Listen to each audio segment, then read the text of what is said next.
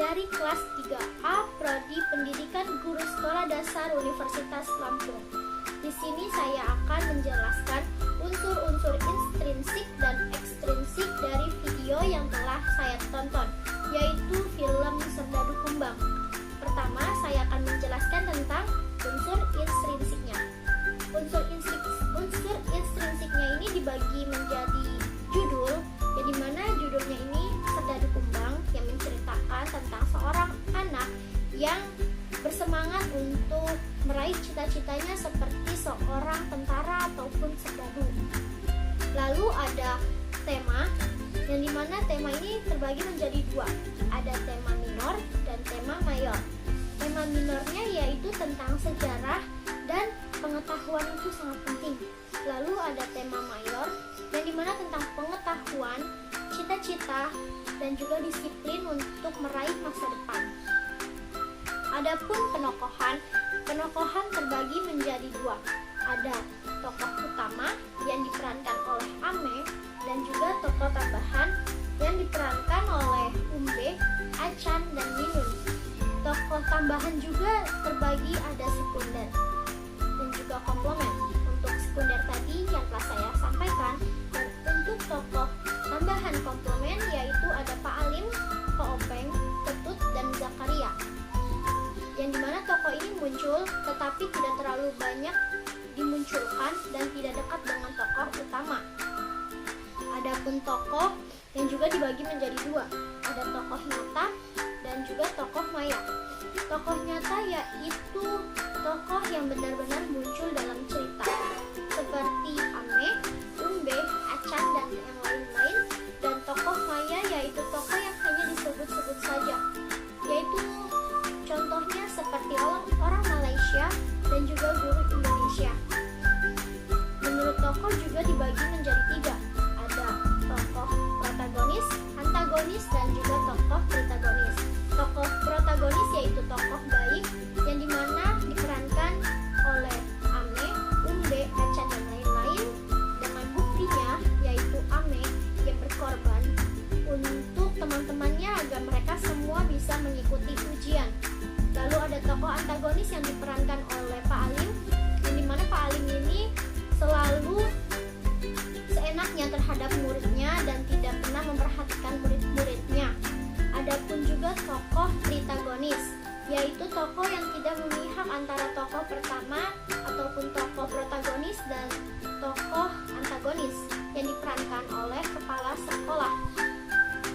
Perwatakan, yaitu dalam perwatakan film dibagi menjadi dua. Ada ada perwatakan analitik dan ada perwatakan dramatik. Untuk perwatakan analitik yaitu diperankan oleh Ame, Umbe, dan Acan yang dikenal jahil, dan ada Minun yang selalu perhatian. Lalu untuk perwatakan dramatik yaitu ada Wimbo dan juga Pak Pin yang selalu sabar, ada Pak Alim yang selalu kasar, dan juga ada Ame yang baik. Watak juga dibedakan menjadi dua, ada watak dinamis dan ada watak statis. Watak dinamis ini ada Ame, Umbe, Acan, Minun, dan Zakaria, yang dimana kadang-kadang mereka baik dan kadang-kadang mereka juga tidak baik. Adapun statis yaitu yang selalu contohnya yang selalu baik ataupun yang selalu tidak baik, jadi dia tidak berbeda-beda ataupun dia tetap lurus, yaitu ada Pak Pin dan Wimbo yang selalu berbuat dan berkata baik. Untuk alur ceritanya yaitu alur cerita maju. Mengapa demikian? Karena dari situasi yaitu Ame yang bermain kumbang hitam, dari racing action yaitu Ame yang bermain kuda dengan Umbe, dan ada generasi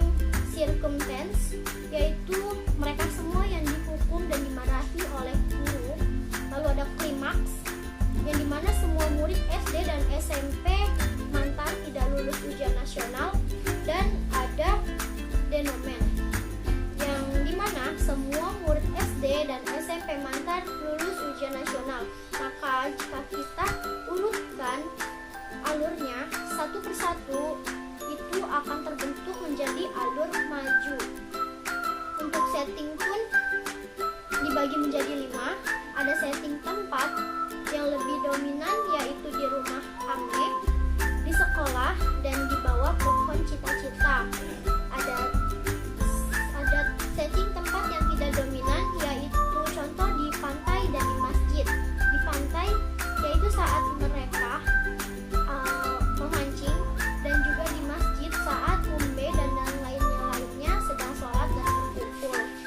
Adapun setting waktu yaitu dari pagi hingga malam hari. Lalu ada setting budaya di sekolah, dengan buktinya Ame dan sahabat-sahabatnya menuntut ilmu di sekolah. Ada setting suasana, yaitu ada suasana duka yang dimana pada saat itu Mimin meninggal, dan ada suasana senang yang dimana ternyata mereka dinyatakan lulus ujian, dan suasana bingung pada saat Bu Limbo tidak ada di rumahnya. Untuk alat pun ada banyak, ada mulai dari antena, handphone, kabel, es batu, kuda, botol, pohon, dan surat. Untuk sekarang saya akan menjelaskan unsur-unsur ekstrinsik dari film Serdadu Kumbang, yaitu kita akan melihat dari aspek ekonomi yang dimana di cerita ini dinyatakan Ame menukarkan seekor anak kambing untuk membeli handphone. Ya, Ame menukarkan anak kambingnya ini dengan handphone agar dia bisa menelpon bapaknya yang ada di Malaysia. Lalu ada aspek sosial yang dimana Mbok membantu orang-orang tua yang ada di sana untuk membaca. Lalu ada aspek moral, yaitu Ame yang berkorban untuk teman-temannya agar mereka semua dapat mengikuti ulangan. Dan hal-hal yang berkaitan dengan dunia nyata itu pastinya ada. Dan contohnya ini anak-anak yang pernah terlambat sekolah. Di dunia nyata pun anak-anak yang terlambat sekolah pasti banyak, mulai dari SD sampai SMA. Lalu ada orang tua ataupun orang-orang yang TKI, yang menjadi TKI di luar negeri. Ada pun murid-murid yang pernah dihukum dan dimarahi, karena di dunia nyata pun pasti ada murid-murid yang pernah dimarahi dan dihukum oleh gurunya, serta banyak orang tua yang buta huruf. Di sekarang pun di dunia nyata banyak orang tua yang mungkin masih buta huruf. Lalu ada hal-hal yang patut kita teladani dari film Serdadu Kumbang ini, yaitu tentang rela berkorban untuk teman